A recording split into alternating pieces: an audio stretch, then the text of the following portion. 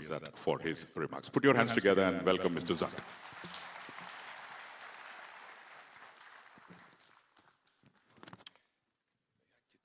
Thank you very much.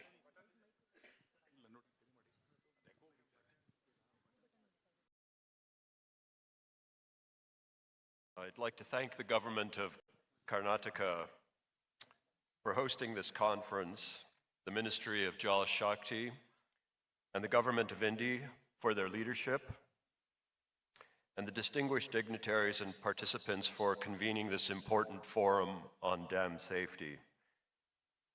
In particular, I'd like to greet the Honorable Chief Minister of Karnataka, Mr. Sundaramaiah, the Honorable Union Minister of the Ministry of Jal Shakti, Mr. C.R. Patil, the Honorable Minister of State in the Ministry of Jal Shakti, Mr. Raj Bhushan, and the Honorable Deputy Chief Minister of Karnataka, Mr. D.K. Shivakumar, as well as all the other dignitaries present on this stage. As we all know, dam safety is emerging as a global priority in a changing climate. Dams are a critical pillar of water security worldwide, supporting irrigation, drinking water supply, flood risk management, and energy generation. But at the same time, dam safety risks are increasing globally due to two converging trends: aging infrastructure and climate-driven hydrological uncertainty. Growing rainfall variability, more intense floods, prolonged droughts are placing new stress on dam systems globally. At the same time, many dams around the world are coming to the end of their life cycles, increasing the importance of monitoring, preventive maintenance, and risk-informed reservoir operations. Dam safety is primarily about ensuring the safety of downstream communities. It sits at the intersection of climate adaptation, disaster risk mitigation and adaptation, sound institutional governance, and long-term economic resilience. The focus on existing dams is strategic. The future of water security lies not in building more iconic dams, but in getting greater safety and value from the dams that already exist. India has about 6,500 large dams, along with thousands of smaller and medium-sized dams, with a combined average capacity that exceeds 250 billion cubic meters. Many of these dams have been around for years and need urgent attention to prolong their effective lives. But the challenge goes far beyond those iconic dams.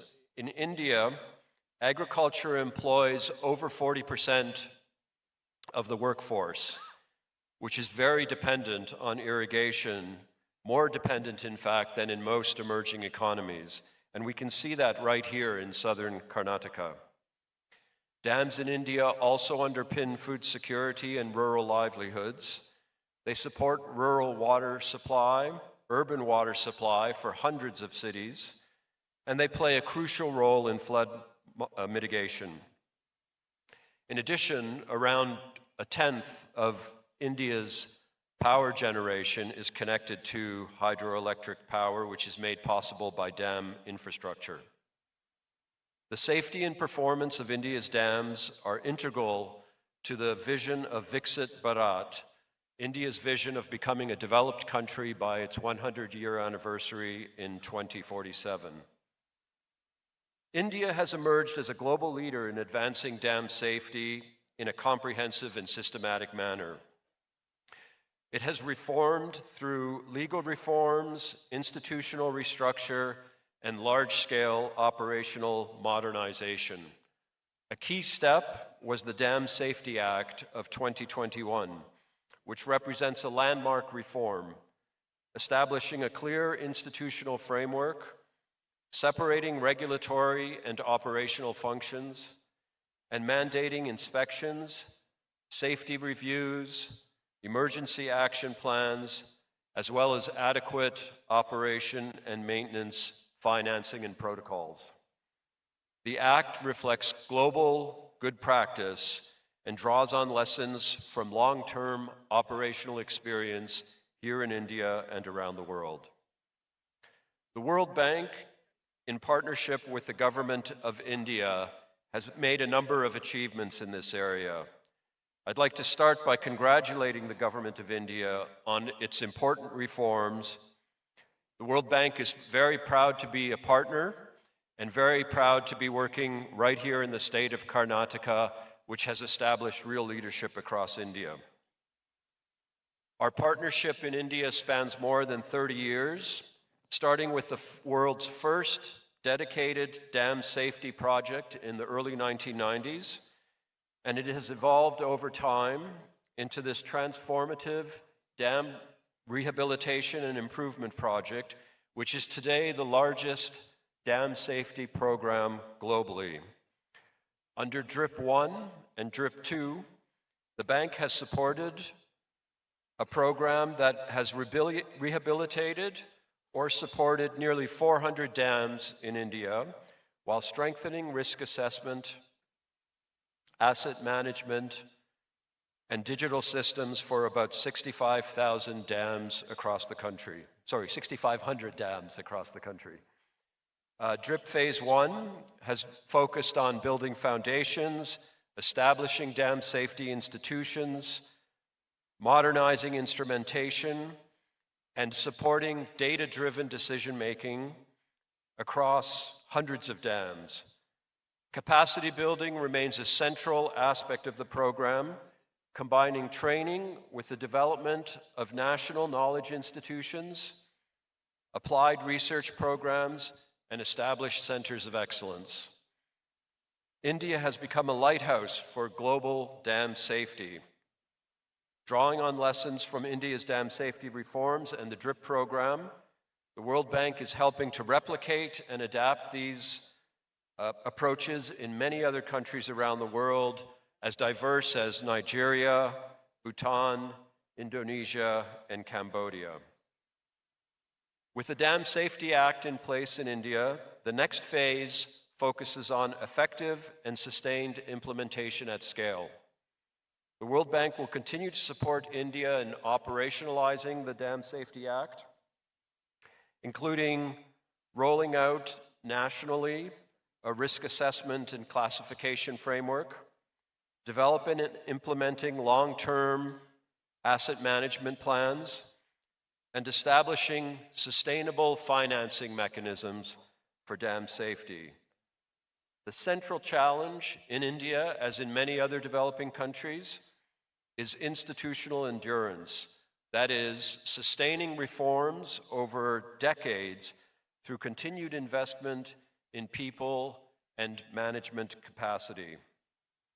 Academia and the private sector will continue to play important roles in innovation, capacity building, and monitoring technology. I want to close by stressing that dam safety is no longer just a technical niche. It's a central pillar in many countries in climate resilience, disaster risk management, energy transition, and water and agricultural security. India's reforms offer valuable lessons globally, and the World Bank looks forward to continuing this partnership to ensure dams remain safe for its people and resilient for India's future. Thank you very much.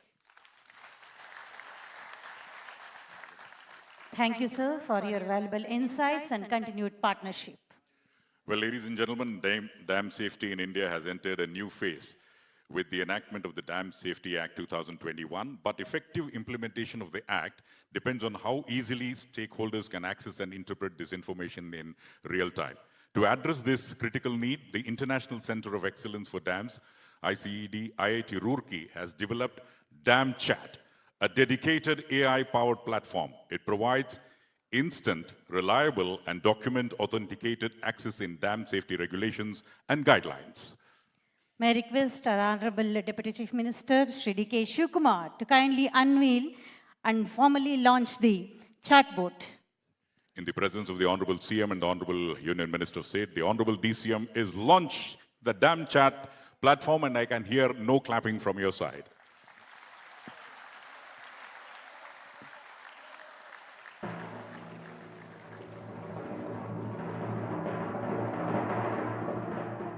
The Dam Safety Act, which came into effect in 2021, and the numerous regulations made under it, apply to all large dams in India.